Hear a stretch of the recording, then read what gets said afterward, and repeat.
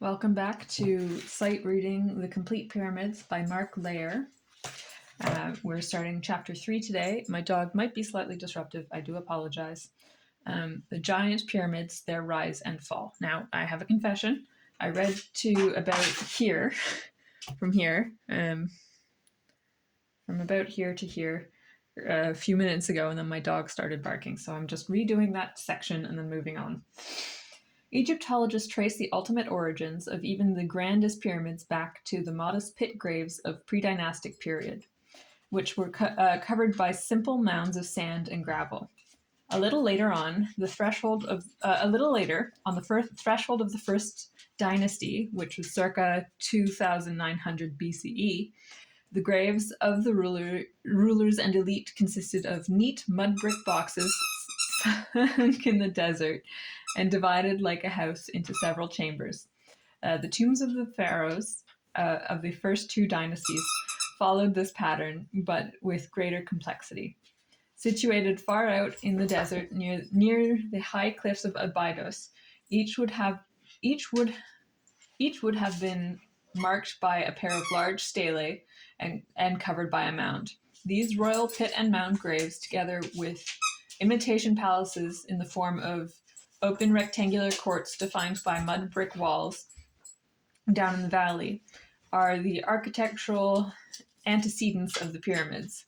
While some are certainly monumental in size, they do not approach the scale that emerges suddenly in the third dynastic period, the third dynastic reign of Djoser, which was 2630 to 2611 BCE.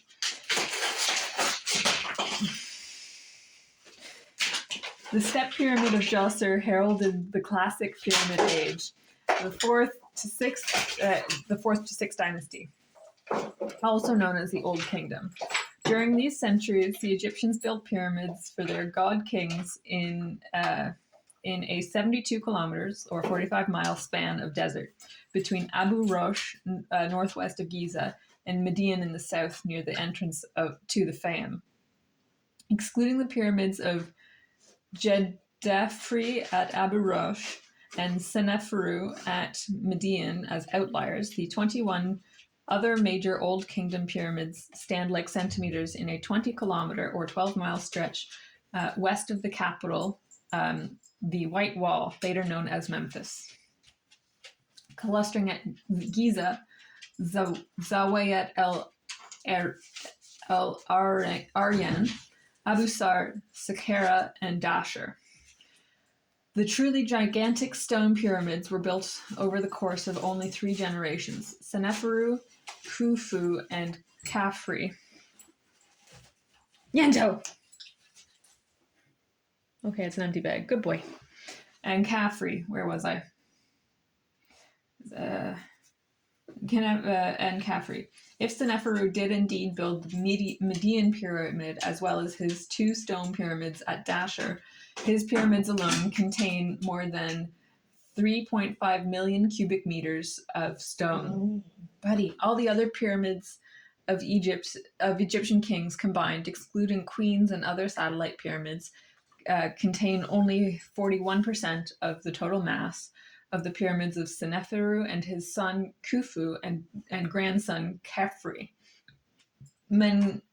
Menkaure still used multi-ton stone blocks for the third pyramid of Giza, but the total mass was less than that of Djoser, which, if we remember, his was the first one. Doesn't give us his weight over there. Okay, of Djoser. This is as far as I got before he interrupted the first time, so fingers crossed. In the 5th and 6th dynasties, each king still built a pyramid, but on a much smaller scale, and with smaller stones at the core, and a core of stone rubble fill. The 5th and 6th dynasties, each king still built a pyramid, but on a much smaller scale and with smaller stones and a core of stone rubble fill. In one sense, these inferior construction in one sense, this is inferior construction. However, the Egyptians accomplished the same pyramidal form with fine casing, and less expense. At the same time, the pyramid temples increased in size, complexity, and at the same at the same time, the pyramid temples increased in size, complexity, and craftsmanship in comparison with those of the early Fourth Dynasty pyramids. True standardization was reached in the pyramids of the late Fifth Dynasty, and particularly those of the Sixth. In spite of the difference in length of reigns, the pyramids of Menera, reigning for 9 years, and Pepi II, over 90 years, were nearly identical in their outer dimensions. That's kind of interesting. Pyramid building almost ceased during the First Intermediate Period, when unified rule gave way to rival principalities. It was resumed in the Middle Kingdom when the first pyramids were built with a core of small broken stone in casemate or retaining walls, and later pyramids were built with mud brick core. Sizes were not standardized as the later Old Kingdom. Entrances no longer opened consistently from the north side of the pyramid, and passages followed circuitous off-axis routes to the burial chamber. The geographic range of pyramids was still in the north, near the apex of the delta, but the margins had shifted southward from Dashur in the north to Ilahan and Hawara at the Fayum entrance to the south. New Kingdom pharaohs built their tombs in a communal royal burial ground, the Valley of the Kings at Thebes, modern Luxor. Above the valley towers, a mountain peak that takes the form of a natural pyramid for the multiple corridors and royal burial chambers cut into the crevices of its lower slopes. Man-made pyramids were reduced to small superstructures above the rock-cut tombs of the scribes, artisans, craftsmen, and officials who served the king and were employed on the construction of royal tombs. Throughout ancient times, Nubia, in modern northern Sudan, mirrored many facets of the Throughout ancient times, Nubia in modern northern Sudan mirrored many facets of Egyptian culture, including building pyramids as royal tombs. More than 800 years after the last royal tomb was completed in Egypt, pyramids on a smaller scale began to be built for rulers of the kingdom of Napata, beginning about 720 BCE, and the kingdom of Meroe,